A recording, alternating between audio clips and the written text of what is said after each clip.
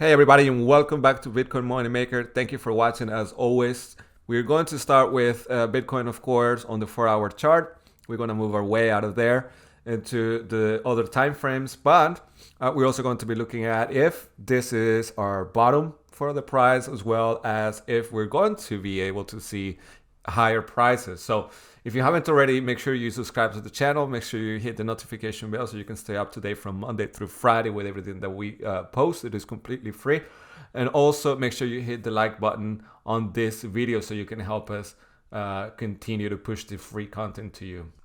So here on the 4-hour chart, you can see we've had this drop in the price that quickly recovered, and then we built a V formation with that. Now you can also see that yesterday we had another smaller correction, as you can see here. However, we recovered very quickly, and part of this is due to the fact that the markets also dropped when they opened, but they kept themselves stable after that. And you can see Bitcoin did the same thing, and I even mentioned this in my video yesterday. I said, hey guys, if the price drops, then I can see this drop stopping exactly here on our on top of our 50 EMA line, and that's exactly what happened. You can go ahead and watch the video from yesterday, so you can see that.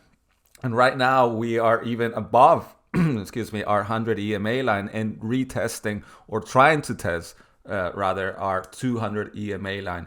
And I tell you this, if we manage today, or today's Thursday, so tomorrow is Friday, the traditional markets are closed, of course, and then even the weekend, including the weekend, if we manage to break through the 200 EMA line, then you can see Bitcoin going into this smaller consolidation area where we can stay for a while before continuing.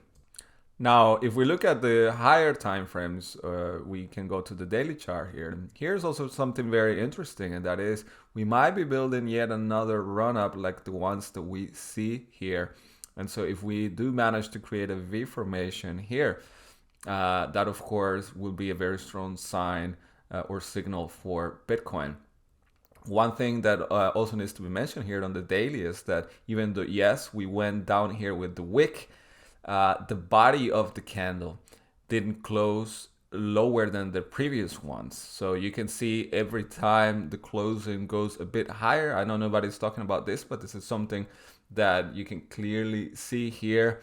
Every day, we close above, a little bit above the other one, which means we are still we're not in a bearish scenario rather.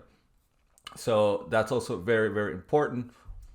A reason why I recommend that you always start with the 4-hour chart, then you move on to the daily chart, you go to the weekly chart, you move your way up into the time frames when you're developing a strategy.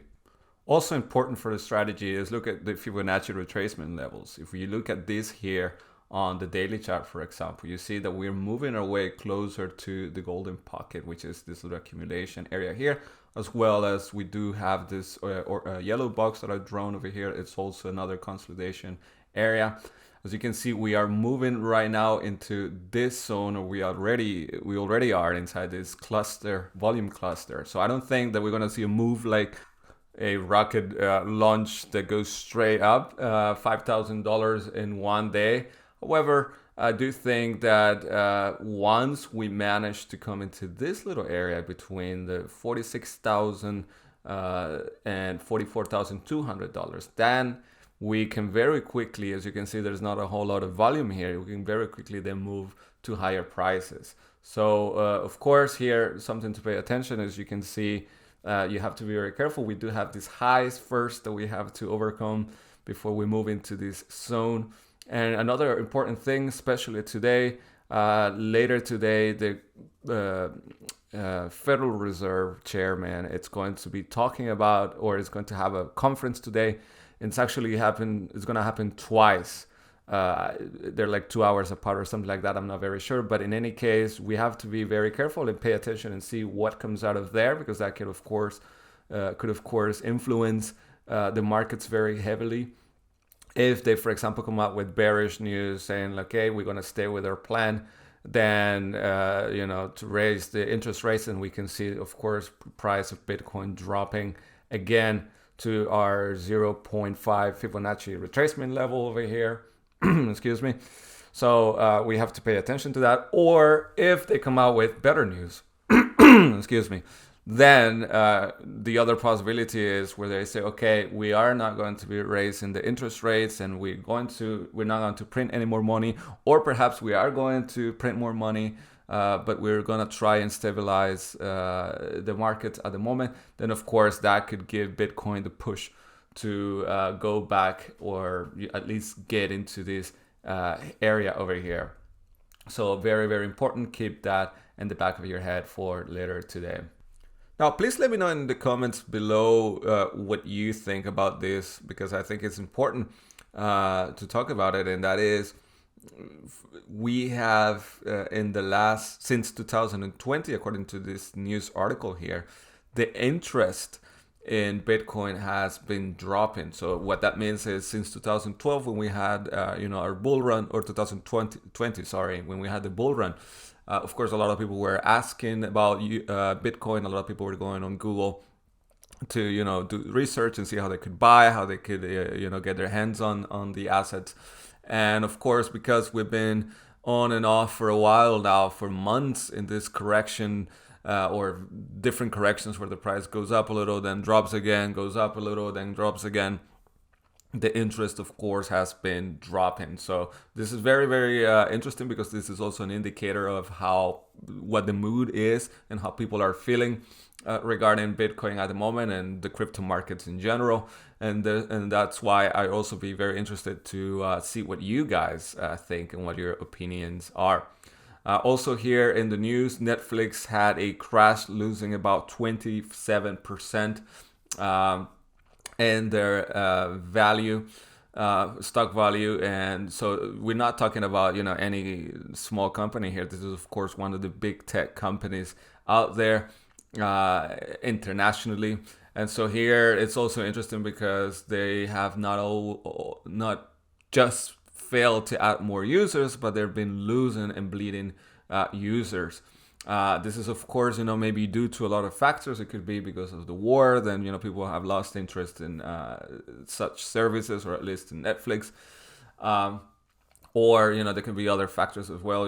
When the pandemic started, then a lot of people were staying home, and then of course they were joining the services, or subscribing to the services, or using the services more than usual. But in any case, here we also have to be careful and see what happens with companies like this, because of course when these big firms drop, then they affect the traditional markets, and that also brings or could also affect, of course, the price of Bitcoin. I mean, you've seen this. I've been talking about this for a while now in every single video or that I've done for the last couple of days, where I mentioned that yes, the traditional markets influence Bitcoin's price very heavily.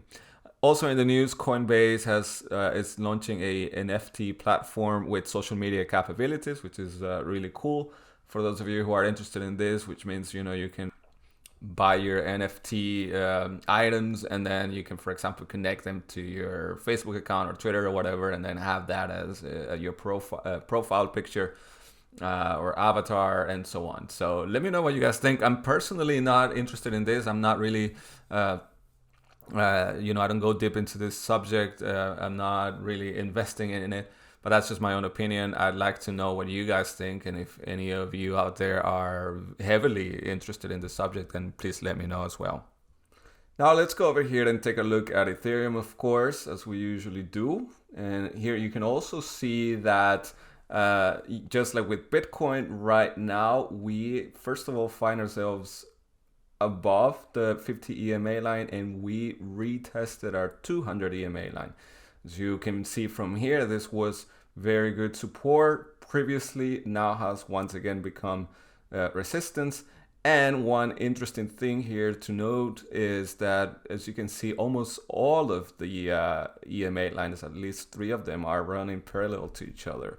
And what that usually means is that the price is going to have a big move.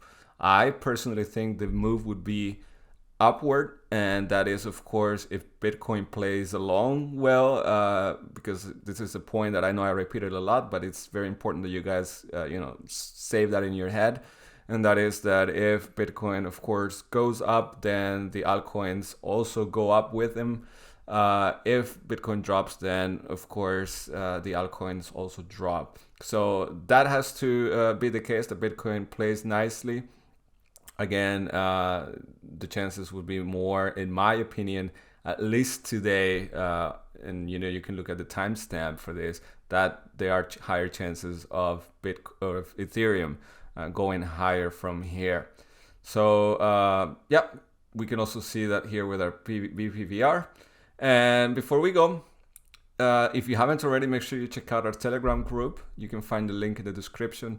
It is completely free. I'm always happy when I see more people are joining. Right now we have about 10,400 and almost 500 subscribers.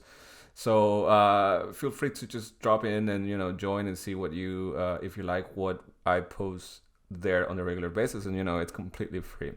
Anyway, thank you so much for watching. I hope you have a great day today, and make sure that you subscribe to the channel if you haven't done so already. It is completely free, and don't forget to hit the like button as well. All right, guys, thank you so much. My name is Basti. Bye bye.